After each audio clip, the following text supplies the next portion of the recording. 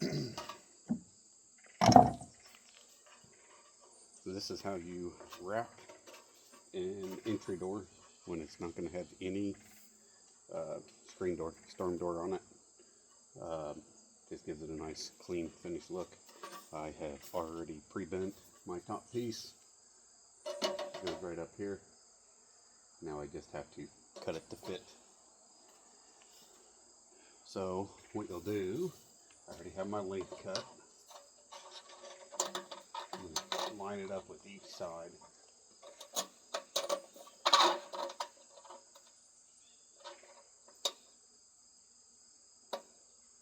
I'm going to mark it right here.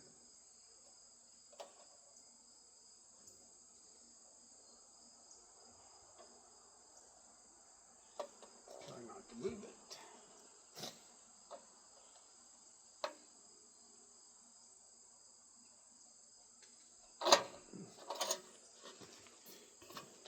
Don't need a very big pencil mark. Just need a little bitty pencil mark. Right where I'm going to notch these out on both sides.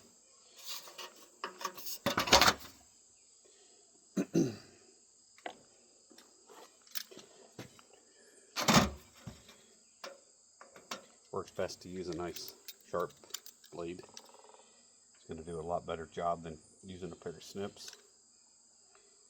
So this is going to stay. This will be one full piece all the way across. This I have to cut out. Good sharp blade, couple of scores will be enough to cut it. And if anything, you want it just a hair loose. You don't want it too tight. So hair loose, if anything. So maybe a 1/16 of an inch. That's going to give you about a 30 seconds. I'd go minimum 1/16 of an inch on each side. Or overall. Because once it's too tight, it'll warp. Okay, and then we're going to score this inside corner. I don't want to go any farther than where my mark is. I don't want to overbreak it.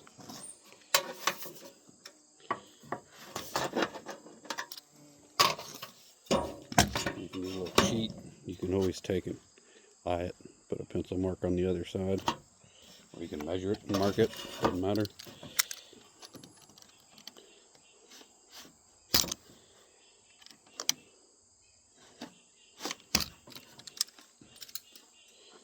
Okay, now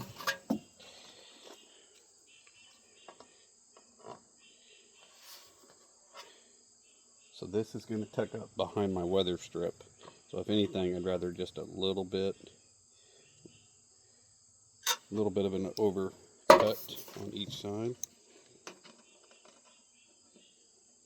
Not by much.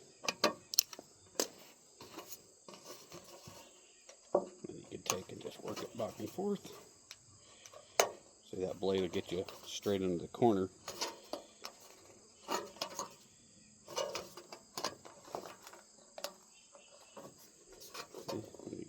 Work it back and forth. Gives you a nice clean, shaving there, gives you a nice clean edge. So taking the knife gets you dead center in that corner.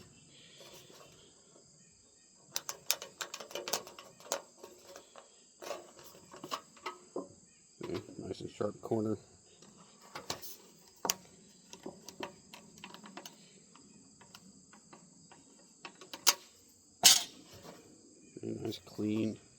Nice clean cut.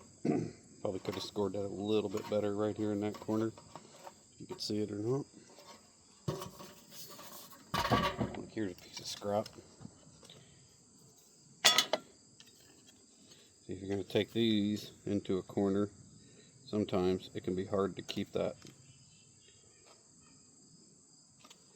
perfectly in that corner. So sometimes you might roll over this edge just a little bit and leave a lip right there. See where here, there's like no lip. I mean, it's right there. Yeah, you can't see it in the camera. I don't know if you can see that in there or not.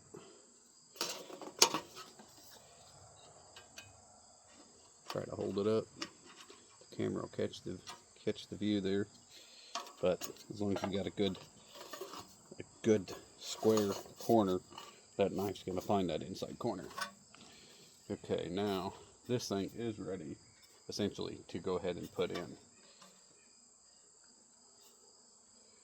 Should be ready. So I had to take my oscillators, cut here. It was a little tight. Yeah, it's still a little snug. Here we go. Little persuader, it'll go. Now real quick before I cover that. So I always like to cut this back here and here just a little bit. That way, if this tip is sticking over just a little bit, it doesn't interfere with this aluminum coming behind here. Same thing on this outside edge. See, same thing here. Same thing there. That way this is overcut. So when this comes square across the top here, this is not going to interfere with that piece and make it buckle out. I like to keep my nail up here hidden where you don't see it. That way when this piece comes over, it will cover that 100%. You won't see anything other than the nail that I'm going to put right here to hold that piece on. You don't have to nail here. But you can see with a 3/8 bend on that tucks behind there just a little bit. You don't want to overbend that too much. Just a hair is fine. But if you overbend that too much, it's going to pull this piece in. So it's not going to get that piece lined up perfect. This next piece is going to come over and it's going to go here. So even if this was a little long, it's not going to matter. But we don't want to make this door any tighter than adding that thickness to that aluminum. So, see now here, brick is a lot easier if the brick is straight. But we got those gaps there. This could have been just a hair bit looser. But you go down, it's all pretty open. I probably could have made that a little bit tighter, but then see, that's going to interfere with this piece. See, and that would interfere here. So you gotta keep an eye out on those things. Same thing with this one here.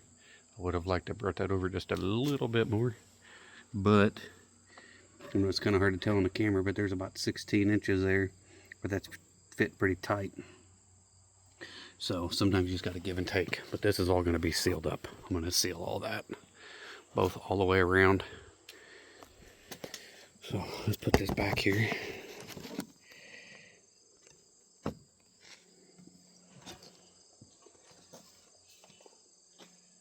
And you got to be real careful not to slide it in and scratch this as you're putting it in there.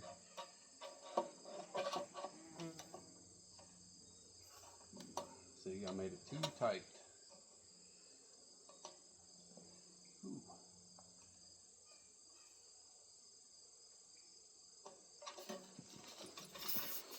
Even I just said to not make it too tight, look what I did.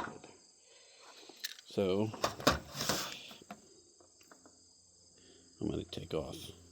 I might have marked it in the wrong spot.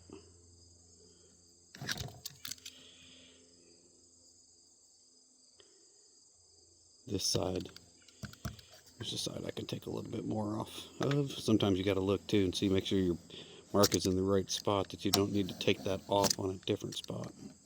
Take it off left or right.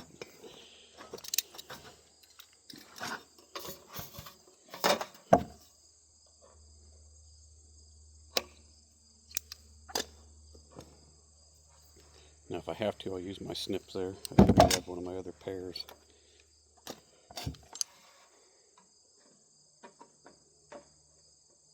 Sometimes if you get a good, nice little break there. Yeah, I don't think I'm going to be able to get onto it.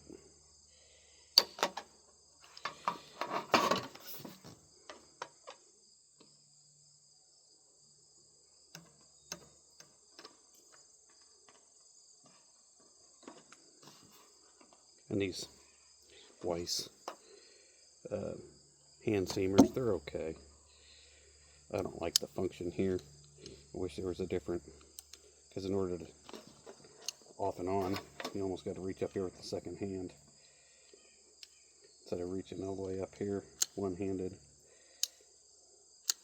There needs to be another function here where a fella could lock and unlock real easy.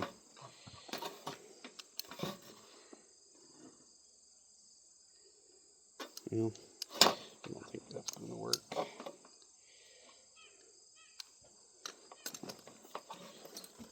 Just keep a little junk pair of these in my pocket.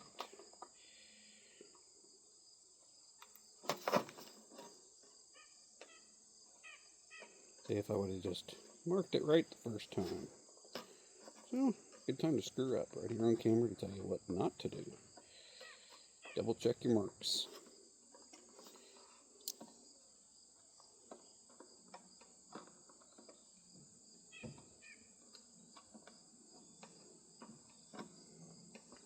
If I had my other pair of side cuts, I could have right down that. But by the time I walked to go get it, I'd already have this taken off. So, because it's about a 50-yard walk to the truck.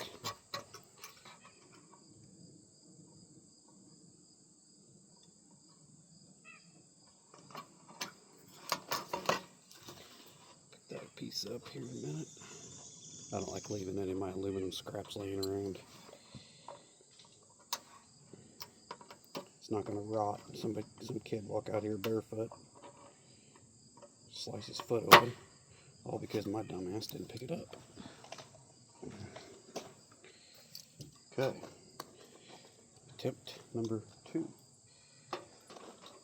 Now, if you do get a little bit of a bend there from doing that,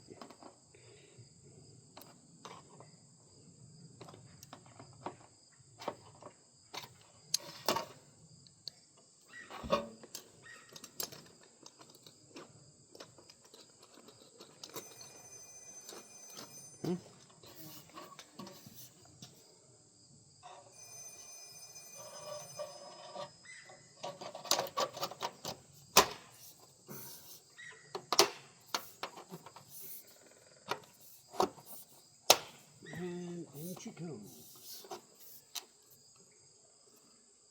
Goes in just like that. You can see my top needs to go in just a little bit. So, nice little persuader here.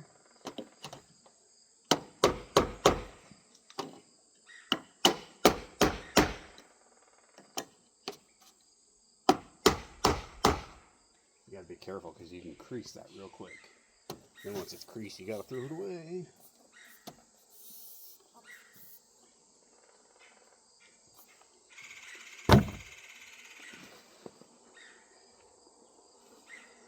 I don't like a lot of nails. More chances of bending that aluminum, creasing it.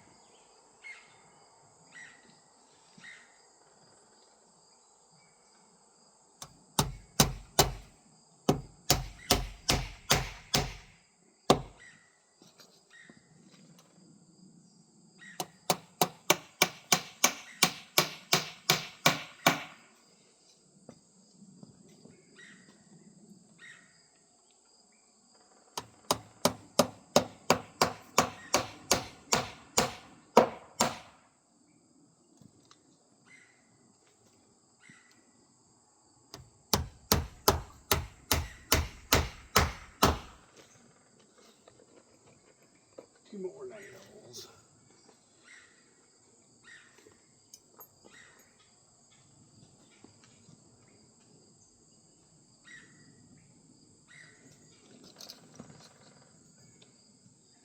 Right here in the center.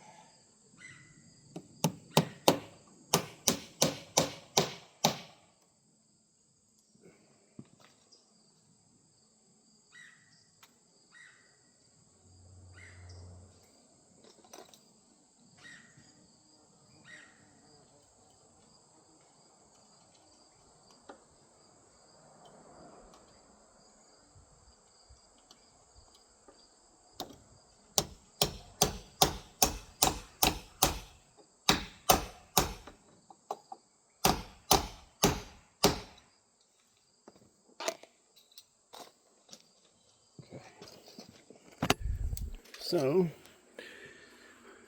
see, if you get a little bit of an overbend or a bad cut, one or the other, you can get a little bit of open here. So I could have maybe pulled that up a little bit more, and that might have fixed that. I don't like the 45. I like a nice clean edge. Now, if you have a little bit of a bend on that corner, that'll actually make that a little bit tighter. If you leave just a hair of a bend on there, as long as it's nice and straight. See, this piece I could have come left just a little bit, so I probably should have cut this side, not this side, because this side's hanging over just a fuzz. See, same thing here. It's pretty good. Had to pull it up just a little bit. I probably could have bent this a little bit less, and that would have went all the way up. But I am touching that lintel all the way across there. Now, this nail, I don't want to get it too high, because then I'm going to split that wood out. I don't want it too low, because you remember what the edge of that brick mold looks like. I want to go on the flat part. And up here it's going to stay more waterproof doing that as well. And then those nails just kind of hide and disappear. Now, what I do across down here on the bottom, this concrete. I had to cut it out yesterday. I want to fill this in with concrete silicone. But, see, it is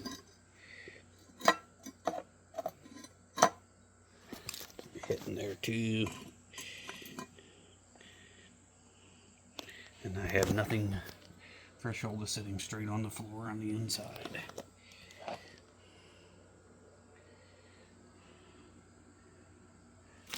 So what I like to do is I always run, since Lexel is so sticky. I mean, it's stickier than your pants when your first girlfriend touched you. But I like to put it on behind this aluminum first, then set the aluminum in there, so that basically there's sealer if this ever peels off on the front, or this ever deteriorates, which it's going to. Then it's got sealer, got the silicone behind it on the back side, just to help keep it that much more waterproof. Do that on both sides, and then once I'm done, I'll seal that again. I'll run a nice little clean bead right there, and another nice little clean bead there, and then I'll go ahead and run a bead all the way around, seal all that off, seal this concrete off, and it'll be good to go.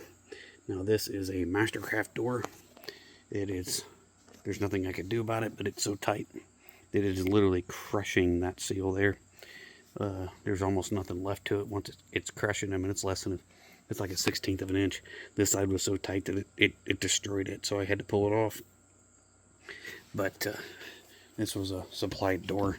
Normally you get into a Therma-Tru, a good Therma-Tru, not from the big box store, different grade, but a good Therma-Tru, Appella, Marvin, something like that. They're a little bit better. They're not nearly as tight. So, and I don't like these. There's thresholds on these. I like the ones with caps on them. Looks a lot neater there. But that's the basics on how you wrap a door. It's not going to have a storm door. Yes, this is going to be hollow right here. If somebody hits it, it doesn't matter if it's solid or if it's hollow. It's still going to put a dent in it. So, not going to change anything. Have any questions? Just ask. Have a good day, y'all.